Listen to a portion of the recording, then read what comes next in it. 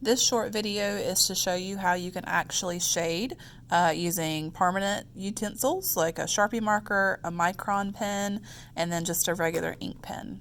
So I'm going to start off with the Sharpie marker. The first thing you want to do, just hold it comfortably in your hand, and then it's literally all about the flick of the wrist. So let's say as soon as I start to put my Sharpie marker down, I'm going to go ahead and start moving it in the direction I want to shade. And when I'm doing that, I'm going to be moving fast, but I'm also going to be picking up my Sharpie from the paper as well. And that looks like this. And so as you can see, I'm going to zoom in a little bit more, towards the end over here, it is getting lighter. And so at the end, this end is darker where I actually place my Sharpie marker. But then towards, again, the opposite end, it does get lighter in value. And the longer your stroke is, the lighter it will get. The shorter your stroke is, the darker it'll get. The further together, or the closer together, the darker it will appear. The further apart, the lighter it will appear. Okay, so that is a Sharpie. Then we're going to go in with the Micron pen. I need to double check that my Micron works. Yep. Same exact concept. You want to place the Micron pen on the paper. Then as soon as you start to move, you want to move the Micron away from the paper as well. And that'll look like this. Exact same thing. The longer the strokes, the lighter the area will be.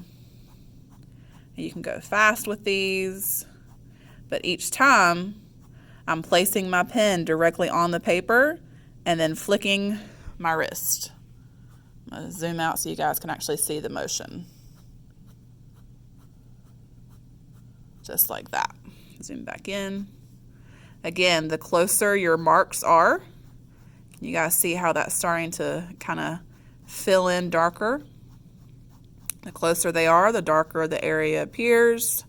The more that there are, the darker the area appears. The less and the further apart they are, the lighter it appears. So that is with a Micron. Then lastly is just a normal ink pen. Make sure my ink pen works. Exact same concept, but it does look a little bit different. It does tend to stay a little bit on the darker side, even though I'm still doing the exact same process of, flicking my wrist and moving away from the paper. It does tend to stay a little bit darker, and that's just the kind of ink that an ink pen uses. Again, long ones, they can still get a little bit lighter. Also with the ink pen, you notice how it kind of looks bubbly, looks kind of jagged.